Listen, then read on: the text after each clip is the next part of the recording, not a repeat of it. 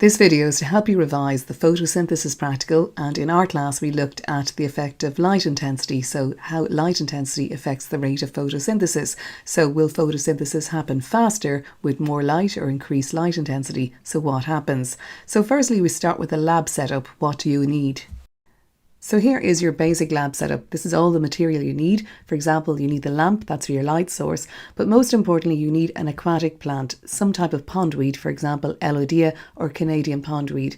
And the reason why you need an aquatic plant is because you have to keep the plant underwater to visualize bubbles of oxygen. Because light intensity is the only factor to be varied, we have to ensure that there's a good supply of carbon dioxide. So you can do this by either using pond water or you can use sodium hydrogen carbonate solution, but you should know both.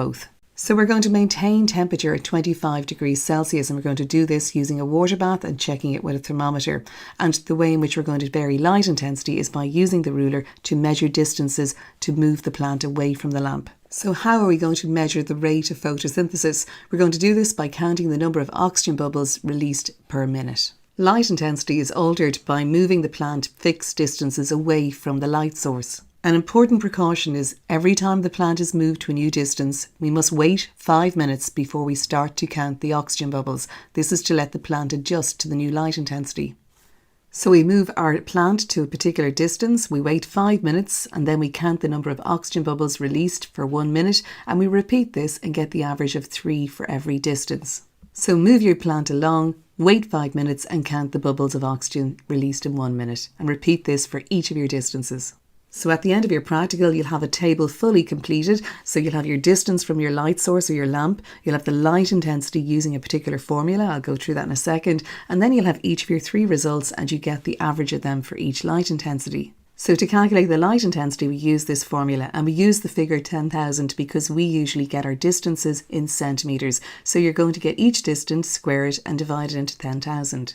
So at the end of your practical, the most important part of this practical is the graph. So you can see that with increasing light intensity, the rate of photosynthesis does increase up to a point. It comes to a certain point where the rate of photosynthesis does not increase. There is some factor that's limiting or preventing the rate from rising again. It could be carbon dioxide concentration or perhaps its temperature. So go and look at the exam questions. Look at the higher level questions and the ordinary level questions. The higher level questions always seem to connect enzyme activity as well. So bear in mind the dark stage reactions of photosynthesis are enzyme controlled. So all of the factors that affect enzymes will have an impact on this type of practical. And take a look at the ordinary level questions because this diagram comes up a lot and it's sometimes altered. So take a look at higher and ordinary level. It's good to do both.